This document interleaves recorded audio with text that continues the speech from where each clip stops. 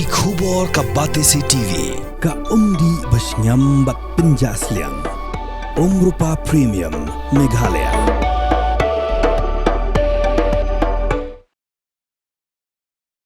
Usambut Menteri Rangba Kejala ubabat ruya ketanat kampo iyeng ba Preston Tensong ulaong ba kejing Tohkit Bniah halor kejingyap jongi hybrid insafira lengdok maunai hakasnong nongra mentah kadang Iathuh syakmat.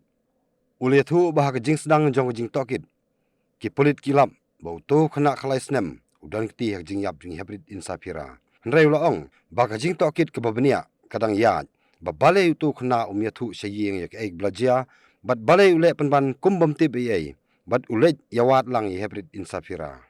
Halor kejing bom penyang i bahaying ya kaipot jong ki Pulit uba Preston laong bahab Bniah sya namar kejing Tohkit Bniah kabakham jeliu kadang Iathuh bat barok kejing sisa kin sapau ka ai bajiai hybrid insafira.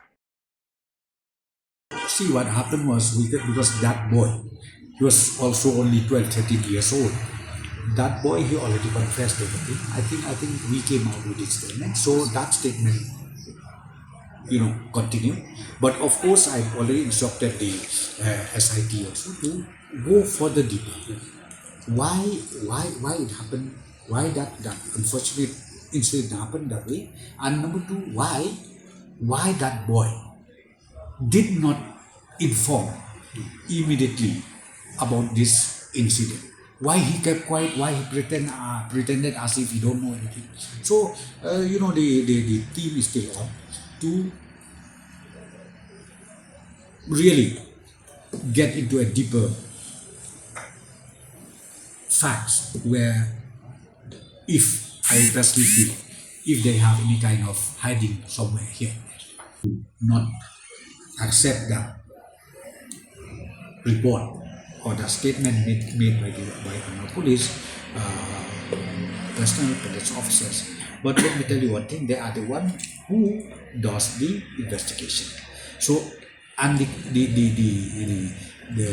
investigation is still inconclusive. That's what I'm saying. Let us wait. Let us see what is more behind the scene. We are yet to know. We are yet to confirm that. So I'm very sure we will be able to get all the factuality in due course of time. Pen riu squat ya các tiên là dòng pen đâm cam ya cả ba căn kiêu các tiên khasi các tiên là dòng ai kan roi kan pa ngidon ki kan tiên là dòng belai pat puri bat penduk ya la các tiên là dòng kum kan nuksa kakentien barikor kamut arts hakakentien pareng kakentien lari tipat kamut culture kumta ya ka arts and culture niyo da kakentien khasi barikor bat lari ti ki balong ru ki kentien ban kateng khun u barikor ka lari ti lapen mi da ka Batesi TV naga menta ka jingmentoi upat ba